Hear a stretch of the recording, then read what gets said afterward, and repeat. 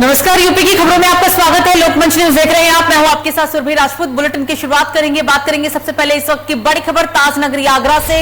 आगरा में चोरों के हौसले बुलंद, अज्ञात चोरों ने पुलिस को दी बड़ी चुनौती। जेपी इलेक्ट्रॉनिक्स मोबाइल शॉप में लाखों रुपए की चोरी, सीसीटीवी खंगालने में पुलिस जुट गई है। पूरा मामला आगरा के थाना शाहगंज के चौकी सराय ख्वाजा का बताया जा रहा है। जेपी इलेक्ट्रॉनिक मोबाइल शॉप में लाखों की चोरी हुई है। जेपी इलेक्ट्रॉनिक मोबाइल दुकान में लाखों की चोरी, सीसीटीवी खंगालने में सीसीटीवी फुटेज के आधार पर पुलिस अज्ञात चोरों की तलाश में जुट गई है। पूरा मामला ताज नगरी आगरा से। अज्ञात चोरों ने पुलिस को यहां बड़ी चुनौती दी है। जेपी इलेक्ट्रॉनिक्स मोबाइल दुकान में लाखों की चोरी की गई।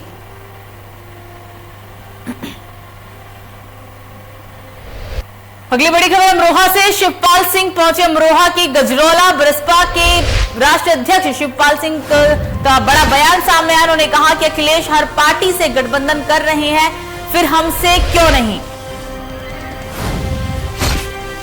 अखिलेश को अगर सीएम बनना है तो शुरुआत उन्हें करनी चाहिए। सपा से गठबंधन नहीं होता तो कांग्रेस से गठबंधन करेंगे शिवपाल। बड़ी बात सामने निकल कर आई है। अमरोला के गजरौला के हवेली होटल में ये उन्होंने बड़ा बयान दिया है। उनका साफ तौर पर कहना है कि अखिलेश यादव अगर सभी पार्टी से गठबंधन कर रहे हैं तो उन्हें शिवपाल सिंह की पार्टी से भी गठबंधन करना चाहिए। प्रसपा के राष्ट्रीय अध्यक्ष हैं शिवपाल सिंह।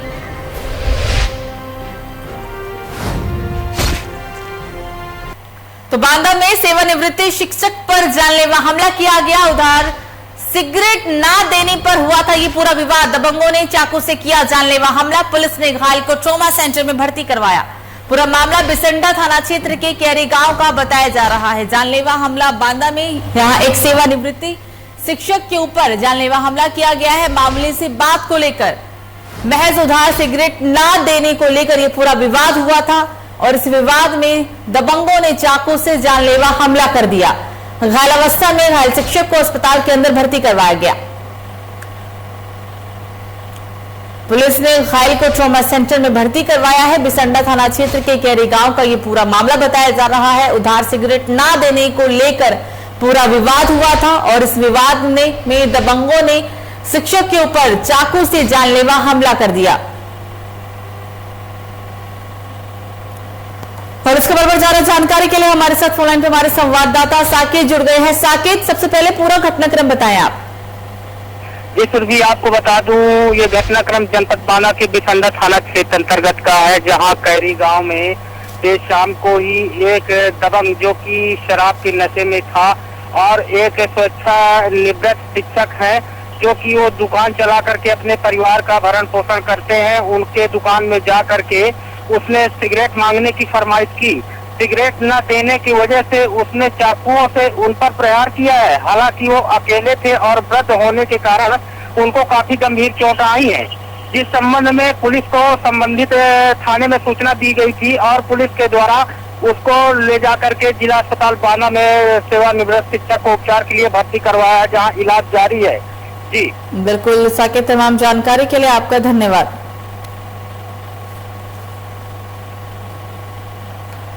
तो खबरों में आगे बढ़ेंगे, बात करेंगे अब बदायूं की। बदायूं में भारत पाकिस्तान के मैच को लेकर मामला सामने आया। यहां बीते रविवार को भारत पाकिस्तान के बीच खेले गए मैच में पाकिस्तान के जीत जाने पर कस्बा निवासी नियाज नामक युवक ने देश विरोधी पोस्ट फेसबुक पर लगा डाली और पाकिस्तान के झंडे के साथ एक पोस्ट को फेसबुक पे शेयर किया था। इस देश विरोधी फेसबुक पोस्ट से लोगों की भावनाएं आहत हुई है। हिंदू जागरण मंच के पुनीत कुमार साके ने युवक के विरुद्ध कड़ी कार्रवाई करने की मांग भी की। इसके बाद पुलिस ने राष्ट्रद्रोह का मामला दर्ज कर आगे की कार्रवाई शुरू कर दी। दिनांक 25/10/2021 को थाना पैरदिल बैठा क्षेत्र में एक व्यक्ति द्वारा फेसबुक पर एंटी नेशनल पोस्ट डाला गया था, जिस पर पार्टी के पैरवी पर अभियोग पंजीकृत किया जा चुका है। अभियुक्त की गिरफ्तारी कर ली गई है।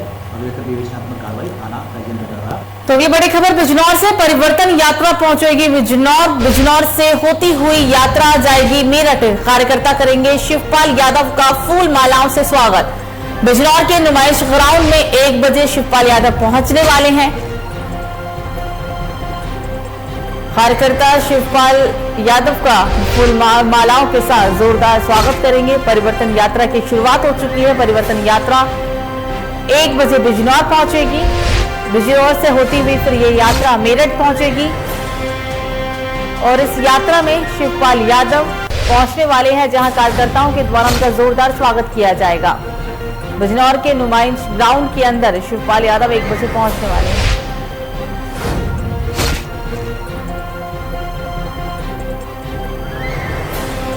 बलरामपुर में पेड़ों की अंधाधुंध कटान जारी। वन विभाग के अधिकारियों के मिलीभगत से हो रहा कटान।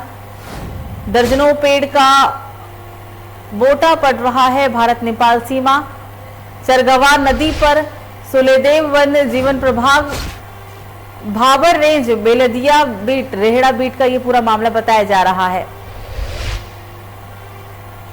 पेड़ों की कटान का मामला बलरामपुर से सामने आ रहा है। बलरामपुर में वन विभाग के अधिकारियों की मिलीभगत से पेड़ काटे जा रहे हैं। दर्जनों पेड़ को यहां पर काट दिया गया। भारत नेपाल सीमा चरगवा नदी के पास का पूरा मामला।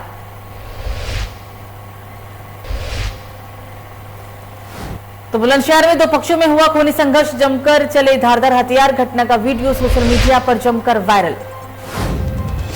मामले से कहा सुनी बात को लेकर ये विवाद इतना बढ़ गया कि लाठी डंडे और खूनी संघर्ष की खबर सामने आई है। घटनाक्रम का पूरा वीडियो सोशल मीडिया पर भी वायरल हुआ।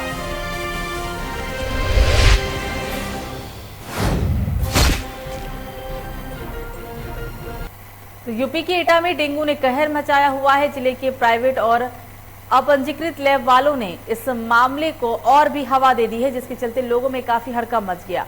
जानकारी के अनुसार प्राइवेट लैबों पर लोग बुखार की जांच कराने जाते हैं और लैब वाले रिपोर्ट गलत तरीके से मरीज को प्लेट्स कम बताकर भयभीत कर देते हैं। प्राइवेट लैबों के संचालकों ने गलत अफवाह फैला रखी है। मुख्य चिकित्सा अधिकारी का कहना है कि जैसे ही डेंगू की सूचना जिले में मिली, वैसे स्वास्थ्य विभाग की टीमों को नियुक्त कर डेंगू चेक करने के लिए कैंप लगाकर लोगों की जांच भी कराई गई। आपको बता दें कि अभी तक स्वास्थ्य विभाग ने जिले में करीब 387 गांव में कैंप लगाकर 78,575 मरीजों का चेकअप किया है, जिसमें से 6,653 मरीजों के कार्ड से डेंगू एनएसआई चेक भी किया गया, जिसमें 617 एनएसआई पॉजिटिव पाए गए।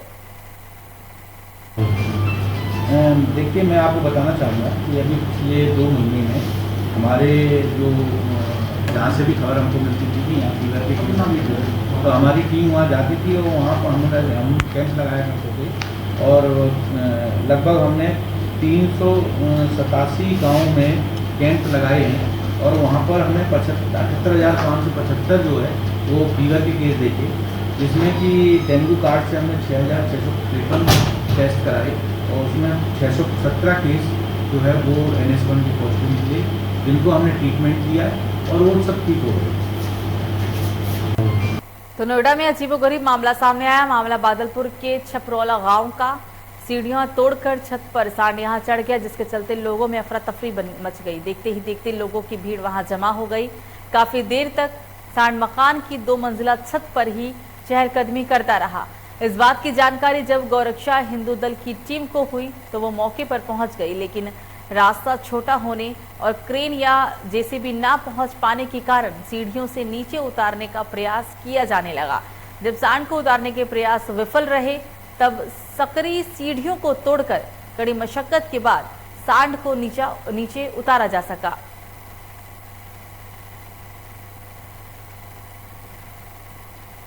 तो जालौन जिले में कोरोना का खतरा एक बार फिर से मंडराया। 2 कोरोना के मरीजों की यहां पुष्टि हुई। कोरोना की मरीजों की पुष्टि के बाद से ही लोगों में दहशत का माहौल है।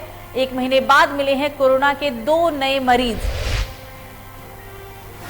जालौन में एक बार फिर से कोरोना संक्रमित 2 मरीज पाए गए हैं। कुल 1 महीने बाद, पूरे 1 महीने के बाद 2 कोरोना मरीजों की पुष्टि हुई है।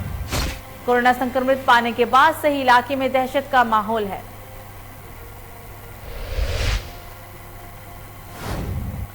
तो जालौन में कैबिनेट मंत्री जितिन प्रसाद का बड़ा बयान। भाजपा से अच्छा दल कोई नहीं। जालौन की कोच में आए हैं जितिन प्रसाद। प्राविधिक शिक्षा मंत्री को चांदी का मुकुट पहनाकर सम्मानित भी किया गया। प्राविधिक शिक्षा मंत्री को यहां चांदी का मुकुट पहनाकर मौजूद लोगों ने सम्मानित किया है। इस पूरे कार्यक्रम के दौरान कैबिनेट मंत्री ने स्पष्ट शब्दों में कहा है कि भाजपा से अच्छा दल फिलहाल कोई नहीं है।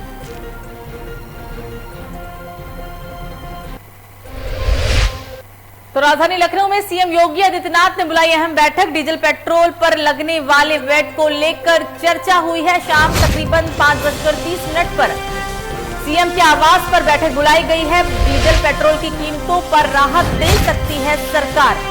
तो इस वक्त की बड़ी खबर आपको बता रही है, डीजल पेट्रोल की कीमतों पर राहत देने की योजना सरकार ने बना ली है। इसको देखते हुए तकरीबन 5:30 बजे 5:30 पर सीएम आवास पर एक अहम बैठक बुलाई गई है। इस बैठक के दौरान डीजल पेट्रोल पर लगने वाले वैट को लेकर चर्चा होगी और चर्चा से पूरे कयास लगाए जा रहे कि हो सकता है आने वाले समय में लोगों को डीजल पेट्रोल की बढ़ती कीमतों से राहत मिल जाए। डीजल पेट्रोल की कीमतों पर राहत देने की योजना यूपी सरकार की और इस योजना के तहत 5:30 बजे अहम बैठक बुलाई गई। इस खबर पर ज्यादा जानकारी के लिए हमारे साथ उत्तर प्रदेश के ब्यूरो चीफ आसिफ जुड़ गए हैं। आसिफ, 5:30 बजे बैठक का अनुमान लगाया गया है, वैट को लेकर चर्चा भी होगी। ताजा अपडेट बताएं, कौन कौन बैठक में मौजूद हो सकते हैं? बिल्कुल बता दूं कि लगातार महंगाई बढ़ती जा रही है। पेट्रोल डीजल के दाम बढ़ने की वजह से जो जरूरी सामान है वो आगे महंगे होते चले जा रहे हैं। को लेकर जो है आज एक अहम बैठक होनी है, क्योंकि महंगाई की वजह से सरकार जो है लगातार बैठक पर आ रही, लोग विरोध कर रहे हैं। इसी को लेकर आज जो बैठक होनी है उसमें जो है गृह विभाग के सभी अधिकारी मौजूद रहेंगे, साथ ही साथ मंत्री भी कुछ शामिल हो सकते हैं और इसमें जो है इस बैठक में चर्चा की जाएगी किस तरह वैट हटा दिया जाए और महंगाई जो है जो बढ़ती जा रही है उसको कम किया जाए। जी सुरभि। बिल्कुल आसिफ, तमाम जानकारी के लिए आपका धन्यवाद।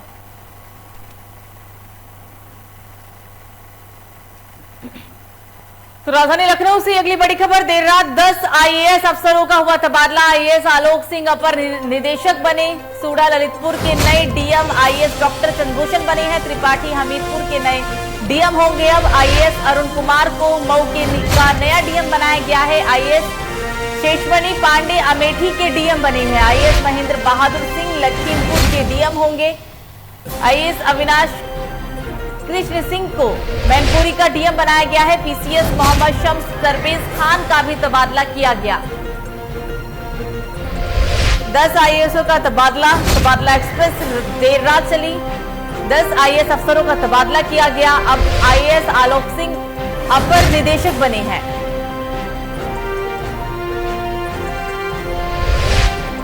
आईएएस अरुण कुमार को मऊ का डीएम बनाया गया है। शेषमणि पांडे को अमेठी का डीएम बनाया गया है। महेंद्र बहादुर सिंह को लखीमपुर का डीएम बनाया गया है। अविनाश कृष्ण सिंह को मैनपुरी का डीएम बनाया गया है और पीसीएस मोहम्मद शम्स सरबेज खान का भी तबादला किया गया है।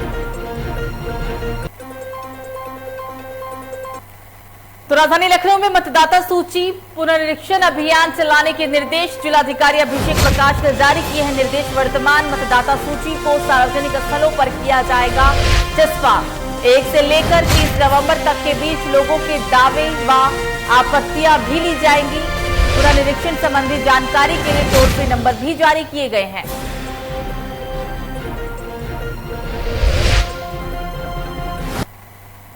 तो राजधानी लखनऊ में रॉयल्टी की आड़ में बेलगाम दौड़ते हैं खनन डंपर। महाराजगंज के सिसेंडी चौक अंतर्गत का मामला, नदी के किनारे चल रहा खेत में अवैध खनन। पुलिस प्रशासन को इस पूरी घटना की ही कोई खबर नहीं। अवैध खनन से आम जनता हो चुकी है परेशान। अवैध खनन की वजह से आम जनता परेशान है और हैरानी की बात यह है कि खनन होने की वजह से भी पुलिस प्रशासन को इस बात की कोई खबर ही नहीं है। नदी के किनारे खेत में खनन का काम चल रहा है और पुलिस इस बात से बिल्कुल अनजान बनी बैठी है। अवैध खनन का मामला राजधानी लखनऊ से। अवैध खनन की वजह से जनता परेशान है।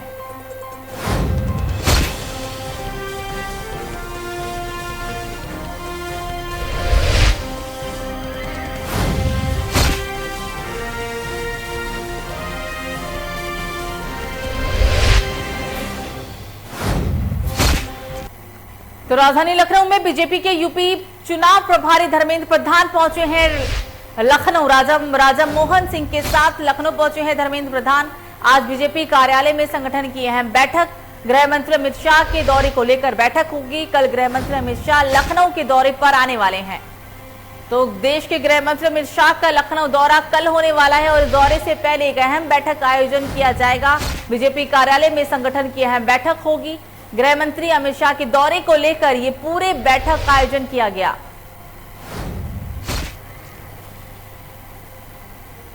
तो राजधानी लखनऊ में केंद्रीय गृह राज्य मंत्री अजय मिश्रा पर हो सकता है एक बड़ा एक्शन। गृह मंत्री अमित शाह ने शाम 4 बजे बैठक बुलाई। बीजेपी राष्ट्रीय अध्यक्ष जेपी नड्डा समेत स्वतंत्र देव भी इसमें शामिल होंगे। केंद्र कर सकता है अजय मिश्रा को बर्खास्त।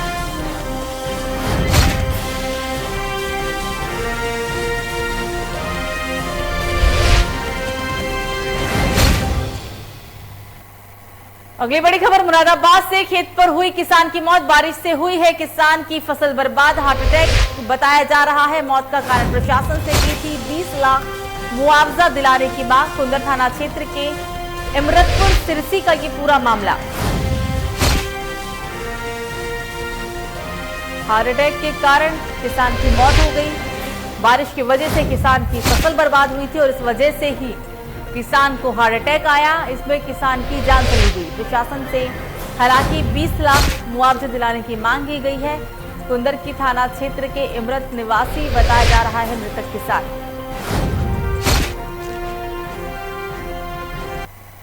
तो राजधानी लखनऊ में नोएडा के जिलाधिकारी को अवार्ड मिला। आईएएस सुहास अलवई को अर्जुन अवार्ड मिला गया। अर्जुन अवार्ड पाने वाले अब सुहास अलवई देश के पहले आईएएस अधिकारी बने हैं।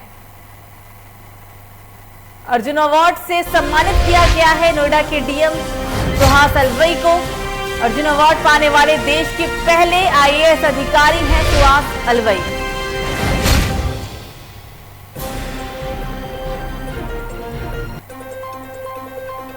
अर्जुन अवार्ड से सम्मानित किया गया है नोएडा के डीएम को सुहास अलवई को।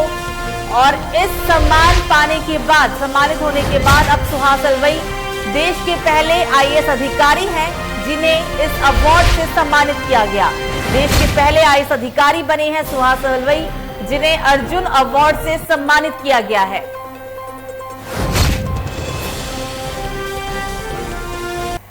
तो ताजनगरी आगरा से अगली बड़ी खबर, पुलिस पर भाजपा नेत्री पूनम शर्मा ने लगाए हैं अपशब्द कहने के आरोप। थाना ताजगंज पुलिस पर भाजपा नेत्री ने गंभीर आरोप लगाए। थाना ताजगंज एसआई पूनम शर्मा केस की कर रही है इन्वेस्टिगेशन।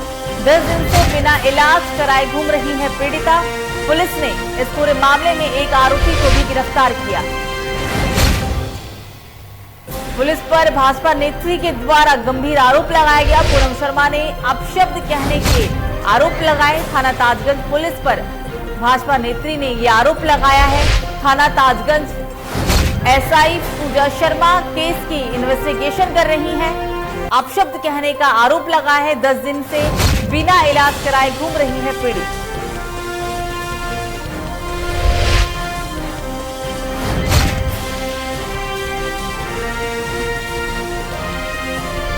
भाजपा नेत्री है पूनम शर्मा। और इस खबर पर ज्यादा जानकारी के लिए हमारे साथ फोन लाइन पे हमारे संवाददाता मोहसिन जुड़ गए हैं। मोहसिन, पूरा मामला बताएं। भाजपा नेत्री का गंभीर आरोप है पुलिस प्रशासन के ऊपर। जी मैम, मैं आपको बता दूं कि भाजपा नेत्री पूनम शर्मा ने पुलिस प्रशासन पर गंभीर आरोप लगाए हैं। थाना ताजगंज पुलिस के अंदर तैनात है एसआई पूजा शर्मा पर भाजपा नेत्री ने आरोप लगाए हैं। भाजपा नेत्री का कहना है कि इन्वेस्टिगेशन करने के लिए पूजा शर्मा हमारे घर पर आई थी। 10 दिन से बिना इलाज कराए मैं पुलिस से चक्कर काट रही हूँ। पुलिस के जब मैं आगरा के एसएसपी सुधीर कुमार जी से जाके मिली, उन्होंने थाना ताजगंज पुलिस को आदेश दिए कि हमारे विरुद्ध कार्रवाई, हमारे पक्ष के अंदर कार्रवाई की जाए और जो जांच है उसको जांच की जाए, जो सही है उसको, जो दोषी है उसके खिलाफ कार्रवाई की जाए। जब जांच इन्वेस्टिगेशन करने के लिए ऐसे पूजा शर्मा कर आई थी तो उनके भाजपा नेत्री के हस्बैंड ने उनको जिस टाइम पे घटना हुई थी और जो खून में लथपथ कपड़े थे वो दिखाए थे, तो भाजपा नेत्री से ऐसा ही पूजा शर्मा ने और उनके पति से कहा कि साड़ी क्यों दिखा रहे हो, साड़ी तो फटी है, रेप थोड़ी हुआ है, ऐसा कहना था थाना ताजगंज ऐसा ही पूजा शर्मा का। बिल्कुल बिल्कुल मोहसिन, तमाम जानकारी के लिए आपका धन्यवाद।